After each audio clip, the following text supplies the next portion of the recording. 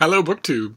I went to my local comic shop, my LCS, today, because it's Wednesday. That's New Comics Day here in America, where new issues come to the stands, and frustrated hirsute man-boys stand around reading them, breathing through their mouths, instead of paying for them.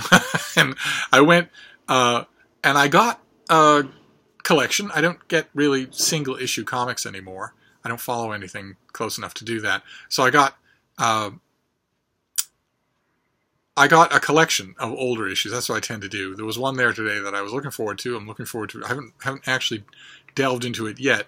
But when I was coming back here, and I was thinking, well, you'll definitely want to tell your lame-ass BookTube friends about what you got on New Comics Day for Comics Wednesday, I suddenly realized that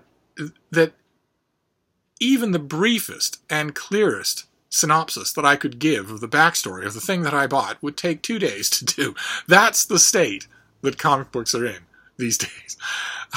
So I'm going to try and give you a very, very abbreviated idea of what I bought. So we have to go all the way back to 1986, when the 1985, 1986, the creative powers that be at DC Comics, the home of Batman and Superman and Wonder Woman, looked at the state of DC Comics all around them, all around the company. There was, the normal continuity of DC Comics with Superman and Batman and Wonder Woman and the Justice League and all that.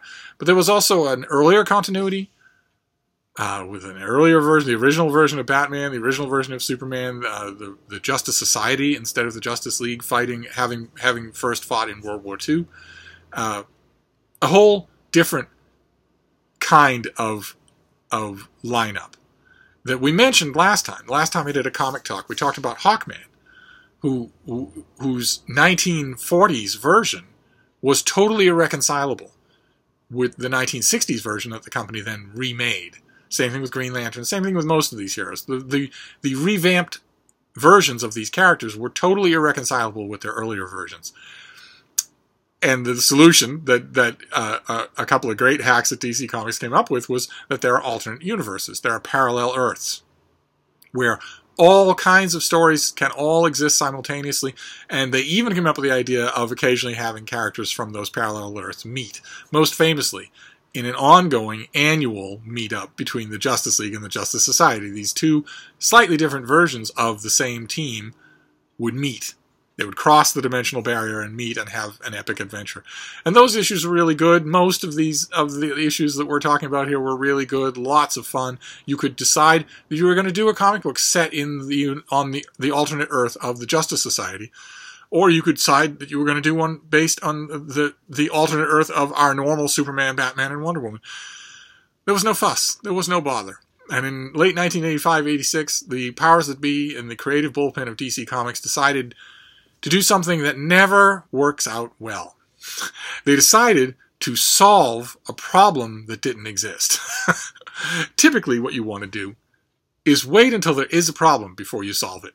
And in this case, no one in comics fandom, no DC fans, were saying, gee, this is all too complicated. I can't figure this out at all, including new fans. New fans were not saying that. They were coming on board because the question of whether or not there were multiple parallel Earths and which version of which character you're dealing with was immaterial. It came up maybe once a year during a crossover event, if that. Most of the time, it didn't matter at all to whether or not you were going to enjoy whether or not the Flash beats Mirror Master. It doesn't matter. The multiple continuities, the expediences that previous writers had to go to in order to fit these characters in didn't matter. Fans weren't complaining. They didn't have a problem. It was the creative powers at DC Comics who decided they were going to do this. So in '86, they decided to create a giant event called Crisis on Infinite Earths, in which the end goal will be that all of these parallel Earths will be smushed together by a cosmic catastrophe. And that's a big storyline. They planned a big 12-issue run for it, and that's about as far as the planning went. The powers that be, one power that be in particular, went into that planning session thinking only one thing. And you might think, well, the main thing to be thinking is, how are we going to make this work? On the larger scale, how are we going to make this work? How are we possibly going to reconcile all these different parallel worlds when so much work has gone into each one of them? No, That wasn't it. The power that be, the creator I'm thinking of, had only one thing in mind, and that was that he really wanted to kill Supergirl. He really wanted to kill the character of Supergirl. And to him, the rest of this whole industry redefining, continuity revamping event was just window dressing. He wasn't alone, though. There were plenty of other people who wanted to do what they thought was simplifying. One world. One world, not parallel worlds. One story that you had to master, and they would just make this the Bible of that story. Problem was, they started running the issue with great artwork by the artist George Perez before they'd plotted out what was happening, what was going to happen. You would think, this was going to be the biggest comic book event in the company's history, they would plot it down to the last detail before they started making it, but no, no, that didn't happen. And you can tell when you're reading it. I knew it by the second issue when I was buying these things in the newsstand. I knew it. In the first issue, a handful of random characters are chosen because the person, the cosmic entity, the good cosmic entity who's trying to fight a bad cosmic entity, chooses these people because he says there are mysterious but very telling reasons why each one is key to the events that will now unfold. And by issue 2, half of that dozen characters were forgotten. They weren't key in any way. And by issue 11, none of them, except for Superman. It's ridiculous. And plenty of other things. There used to be an old trade magazine called Amazing Heroes. They employed some really good writers. And a couple of their writers did great soup-to-nuts deconstructions of the plot of Crisis on Infinite Earths. How none of it makes any sense at all, including the marquee event, the event that one influential writer wanted, which was the death of Supergirl. It has an iconic cover, sure. But the event itself makes no sense at all. She and a bunch of other very powerful superheroes have cornered the bad cosmic entity, and they're slugging away, and she turns her head for just a second, and the bad cosmic entity says, "Oh, bad idea," and blasts her with an energy blast that kills her. And I was reading the issue. I saw the cover. The cover gives away what's going to happen in the issue of it, but I knew anyway. The gossip had been rampant that was what was the main thing that was going to happen here. And I read the issue. I read that fight scene, and then I saw, all the characters mourning, and oh my God, isn't this terrible? And oh, there's going to be a break-in on the evening news and whatnot. And all I was thinking was, Supergirl's invulnerable. This cosmic entity's blast wouldn't have any effect on her. It would just roll right off her. She wouldn't be dead. She wouldn't even be hurt. One way or another. Crisis on Infinite Earths happened. And fans all across the spectrum sent in letters of howling outrage, including, there were quite a few very articulate, oddly sexy letters from Iowa, to the offices of DC Comics saying, This wasn't a problem. You have created 100 problems where there were none before. What about X? What about Y? What about Z? How do any of these things happen if there are no alternate Earths? How does any of this make sense if you try to reconcile it? In other words, Crisis left things a mess, an absolute mess. Not least of which was that you start reading these characters' comics when Crisis was over, and your first question is, do they remember the Crisis? And even there, writers couldn't agree one way or another. And DC just ignored it, and they trundled along, and there were some really good comics that resulted, and some really bad comics that resulted. We got a Superman who could fly, yes, but he was about as strong as Luke Cage, and just about as invulnerable as Luke Cage. He wasn't the old character that anybody knew, and there were a whole bunch of other changes as well. And not only that, but there was a fundamentally changed attitude. The attitude at DC was now nothing sacred. If we can kill Barry Allen, the Flash, if we can kill Supergirl, then nothing is sacred. You can make all sorts of big, fundamental, existential changes in these characters, and we'll pretty much let you. With the result that Batman got pummeled and then had his back broken by a villain. Batgirl was shot by the Joker at point-blank range in her navel and crippled from the waist down. Superman died. And so on and so forth. Many examples like that. So, some very good, cheap, easy, dramatic arcs, but rotten comic book storytelling. Because if you have a marquee character like Batman or Batgirl or whatever, and you introduce a gigantic change like this, you have created something that a new reader absolutely has to know before they can understand your comic. And that's deadly. You don't want to do that. You don't ever want to do that. You want the reader to be able to understand your character just with that About This Character banner that used to be at the front page, the splash page of every issue of every comic. Superman, rocketed to Earth as a baby from the doomed planet Krypton. Gained superpowers under Yellow Sun. Fights for truth, justice, and the American way. Boom, you're done. That's all you need to know, and you read it in 2 sentences. Batman. Wonder Woman, same thing. Just those 2 sentences in that little yellow box that used to be up on the top of splash pages, and then you're on with the story. But no, now that little box is a whole page of close text, because now you have to know that the reason you're not reading a normal Batman story is because Bruce Wayne was crippled by a steroidal thug in his home mansion, and so on and so forth, with many different characters. And I think that post-Crisis DC was the beginning of the end. It was a mess, because writers all of a sudden had a free-for-all to do whatever they want with these iconic characters. That's a bad idea. As many people have said, when you come on a character like Superman or Green Arrow or Aquaman or whatever, you're a caretaker of that character. It's not yours. That character's not yours. Your job is to tell great, involving stories about that character, but not to lop off their hand or have them traumatized or whatever. No, you don't want to make permanent changes that the next guy has to clean up after. And DC post-crisis was mostly that. And the complaints kept growing and the problems kept growing. And finally, the DC powers that be decided, well, maybe we should do another big event to correct the problems that were created by the last big event. Maybe we should do a big event that corrects the problems of Crisis on Infinite Earths. So they did. They created an event. This time it was 5 issues instead of 12, and it was called 0 Hour, Crisis in Time. And the basic story is that there's a bad guy named Extant, who used to be a good guy. We won't get into his tangled origin, but he has a grinning villain mask, and he's a stereotypical bad guy who is trying to collapse time in order to destroy the DC universe, and with it all of the DC heroes. And that puts the whole of the continuity up for grabs, which is just what DC Comics wanted to do. If the whole continuity is up for grabs, then you are creatively free to fix problems that were done by the last continuity revamp. And the MacGuffin of the story of 0 Hour, I won't spoil it for you completely in case there are those of you who haven't read it. The MacGuffin is that Extant is not the real villain. There's a villain behind him who's pulling the strings behind the scene. His big reveal was an outrage to all of his fans. I've never been a big fan of the character, but even I was outraged. And DC Comics gave this idea, that plot, and that responsibility to a writer and artist named Dan Jurgens, he's an okay artist. His characters mostly just pose, and he doesn't have a good grasp of on-panel motion, and he doesn't have a good grasp of anatomy for his characters.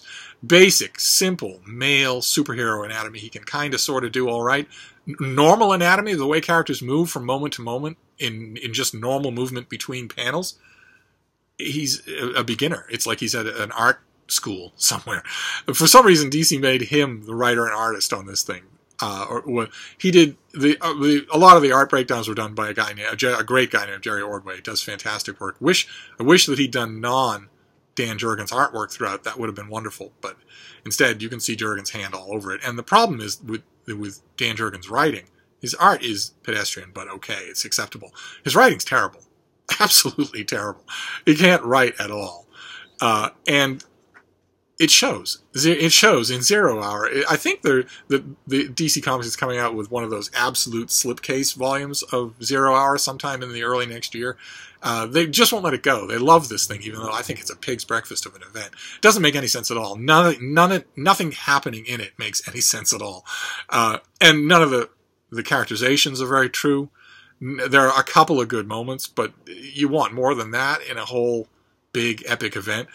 And the whole thing, the gimmick about 0 Hour, was that it was going to be across the whole of the DC universe. So all of the DC titles would have, at the moment that 0 Hour ended, one of the neat gimmicks about 0 Hour was that the miniseries counted down. Instead of going from issues 1 to 5, it went from issue 5 counting down to issue 0, in which there's the visual trick, the gimmick, the visual gimmick that kept cropping up all over, started in Zero Hour and then moved to all the other DC comics, was blank white page. To show that the villain's plan here has succeeded and the time has been wiped clean and can now start over again. And they chose the most obvious visual metaphor for that in just a blank page. But they also, in addition to blank pages showing up at the end of a lot of issues, including in Zero Hour, they also, every DC ongoing title had a zero issue. So you had all the Batman books, Batman, Detective Comics, Robin, would all suddenly, in the middle of their run, have issue 0. And in issue 0, you would depart from the normal ongoing storyline of the comic and deal with the repercussions of Zero Hour, which was a total upheaval in the continuity. Old versions of characters, future versions of characters, alternate versions of characters, suddenly all mixed together, all of them confused about what's going on. And this was also true in the Superman family of comics. Superman Action Comics, Superman Man of Steel, Adventures of Superman. At the time, there were 4 major Superman comics going on. It was heaven for a Superman fan. Plus, there was a version of Superboy. He was a clone grown in a laboratory who had non-Kryptonian superpowers that could sort of simulate Kryptonian superpowers. And he had a cool kid's attitude. But he wasn't the traditional Superboy, which was Superman as a teenager. And like, for instance, in his Zero issue, in Superboy's Zero issue, because there's chaos in the time stream, because there's chaos in the continuity, he actually faces off briefly against the traditional Superboy, who's infinitely more powerful than he is. But in addition to that, all through these issues, they were worth keeping because there was mayhem. And that was interesting. It gave the writers and artists chances to do things that were interesting. And this week, to make a long story a little shorter, this week, DC Comics issued a collection of all of the Zero issues of the Superman family of comics. Now, I have all of those issues in single issues in a long cardboard box somewhere here in Hyde Cottage. And I occasionally look at them, but I would much prefer to have them in a book. So I got the book. This is the cover of Superman Zero Hour, which has all of the issues. This was Zero Hour. And as you can see, the final issue is Zero Hour 0, which is just empty. It's just a blank. But Zero Hour faced the same problems that I mentioned in my last comics video, which is that it's not possible to reconcile a lot of these variations. There's no way to do it. If you try to rewrite things, you'll just make things worse. Classic example that happens right in the beginning of Zero Hour is Hawkman, the very example that we were talking about last time, where we get a visual presentation of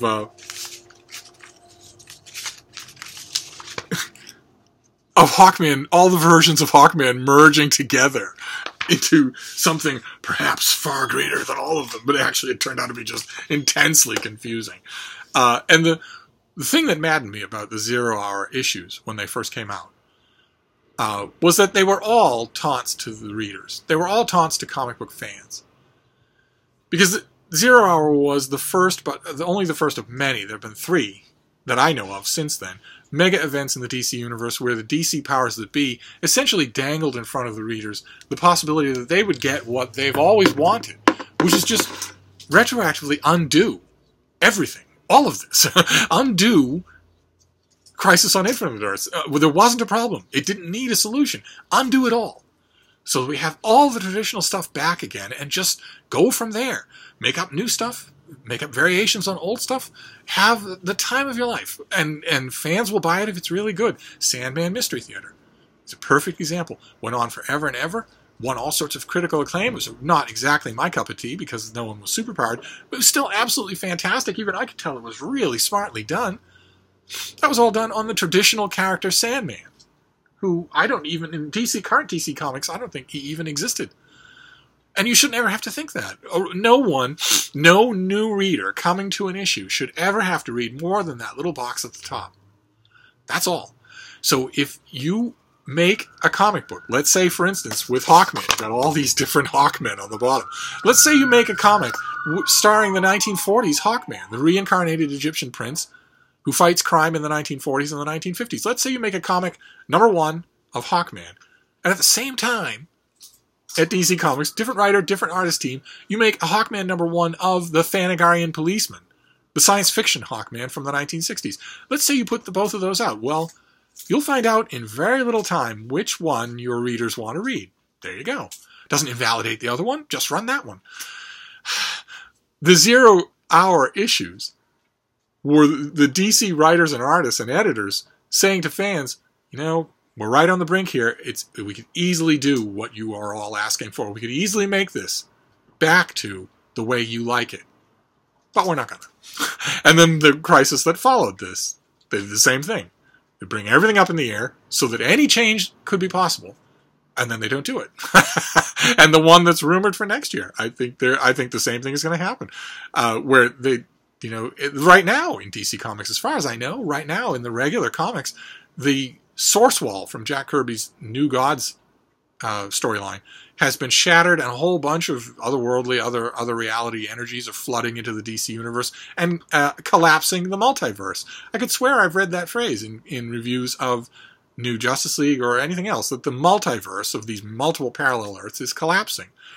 I think that's clear indication that DC Comics is thinking about trying this again, doing yet another event, yet another way to wipe the slate clean, and then start over. And I worry that they're going to muff it, but the reason that I got this Superman volume, where is it here? I gotta remember to keep up with the visual effects, otherwise you're just staring at my smallpox scars. The reason that I got this is because some of these issues are really, really fun. Not only because it was a lot of fun to see my Superboy kick the crap out of the snotty new Superboy, but also because there was one Superman issue where he encounters dozens and dozens of different variations of Batman. And it was a lot of fun. He encounters the smiling Batman who used to fight villains on the top of giant egg beaters. He encounters the very first Batman, the poorly drawn with a gun, the grim Spectre. He encounters the Neil Adams classic reboot of Batman as a dark avenging figure. He encounters the old 50-year-old grizzled Batman from Frank Miller's Dark Knight Returns. It's a wonderful issue. Just wonderful fun to see. And there's also an issue where a Superman Zero issue, I can't remember if it was Man of Steel or whatever, where his adopted parents, the Kents, encounter his birth parents. And it's got artwork by Dan Jurgens, so it's a little bit stiff, but a lot of fun to read. And it was also fun knowing that it wasn't going to amount to anything, that none of the changes in Zero issues were going to count towards anything. And so this issue that I got today was as far away from meaning anything in comics as you could possibly get. It was 2 or 3 continuity revamping crises ago. It's just, I'm glad that they did it. It's one of the things I love about the current comics reprint culture is that they'll reprint stuff like this, so that I don't have to worry about those old single issues frittering apart in my box. I can just leave them there or get rid of them. So that was my comic book Wednesday this time around. A long history lesson about the many multiple ways that DC Comics has botched its own continuity over the last 30 years. What I'd ideally like is if they would just pretend it never happened. Just skip it all. Don't make a crisis another crisis in order to fix the last crisis, which was made to fix the crisis before that. Don't do any of that. Just, if you want to zero everything out and start everything off with first issues, go right ahead. But don't care about the multiverse. Tell whatever story you like, and go from there. Let the readers decide what they like. Anyway, next week, I promise it will be more interesting and less historical than this. So I'll wrap this up, but I'll see you soon. Thank you, BookTube.